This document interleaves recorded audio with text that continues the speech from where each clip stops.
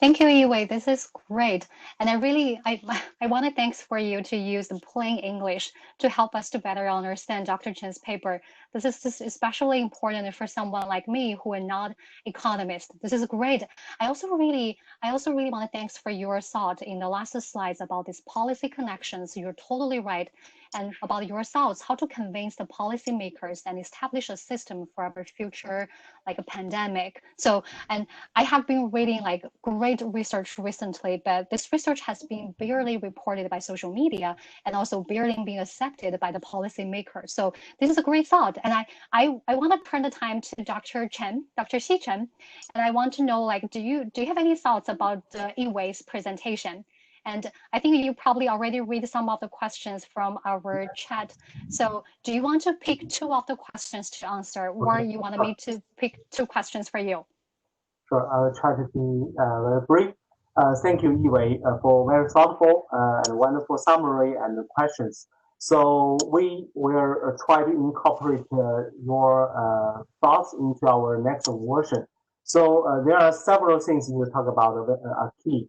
For example, the first one is the lambda, the transmission, how widely this virus may transmit from this city to that city. So when having this decision-making tool for the government, for the decision maker, we really need to understand and know this number at the beginning in order to have those measures which route should be restricted or banned.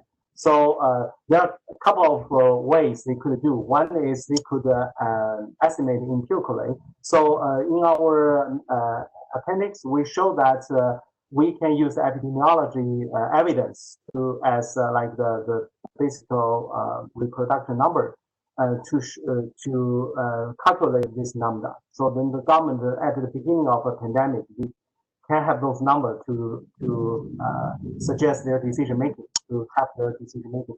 And also, since the government could be risk averse, as you mentioned, so they could be based on the decisions can be based on prior studies like similar or other infectious disease to make suggestions. So, for example, I remember in early February, the Economist magazine had a very interesting chart about all kinds of infectious disease and their basically production numbers.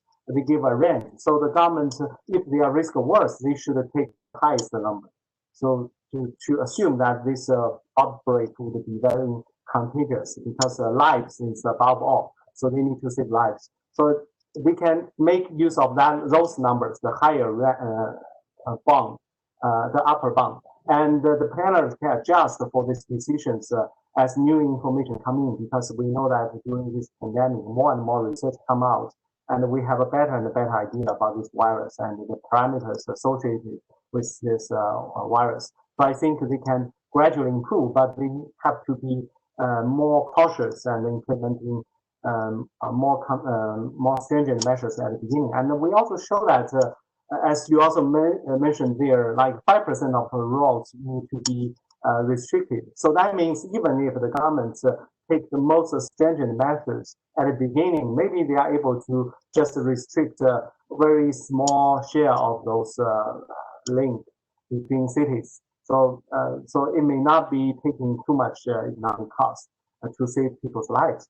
And also, I think you were mentioning about the decision making. Yeah, eventually, we really want to have this as a decision making tool for each city government because for each cities they can have their own parameters. Then they can have a list of city-wide links. They should restrict with outside world. Then it's like a 锦囊妙计. So every time when there's a pandemic or epidemic coming out, you can just check this list, whether they did this according to that. Even if the restriction parameter may not be correct, but I think most often the rank would be quite accurate because that's based on the historical travel data across cities. If you want to make it even better, you can use the travel history data not only for last year but last 10 years to have a weighted measure of city-wide links. So that will have policymakers to have more accurate measures of those um, travel restrictions. So in the interest of time, so I will talk to you later about your other comments. Those are wonderful comments. I just very briefly responded to two questions by the other audience.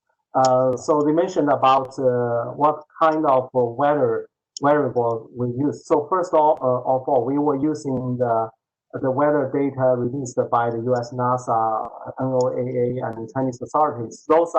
They have a few category kinds of bad weather. So we group them together as the bad weather. So this is a standard treatment as other environmental studies. And we use the temperature, precipitation, wind speed as three instrument variable for the domestic transmission, infection, because this is based on our publication back in May in Journal of Population Economics. So if you are interested, check that article. We use a machine learning technique to find the most strong connections between the weather variables and those infections. For example, temperature, we all know that we affect the activity of the infectious, the intensity of infections in the area, and the wind speed and the precipitation. And the humidity is also a major factor about that affect the transmission of those viruses. But we were using data-driven methods to find the strongest link. And because the first stage was very important, we try to make sure those weather patterns strongly predict the CTJ infection. Then we can estimate whether CTJ and how much CTJ can be contiguous to CTI. So that's the first stage and second stage. So please check that article. And I think those are the two most commonly raised questions about this people from the audience. Thank you so much. Thank you so much, Dr. Xi Chen and Dr. Yue Chen. This is wonderful, and I really appreciate it for your presentation and also discussion. Okay, so now let's turn the mic over to Dr. Winnie Ye. Dr. Ye, please.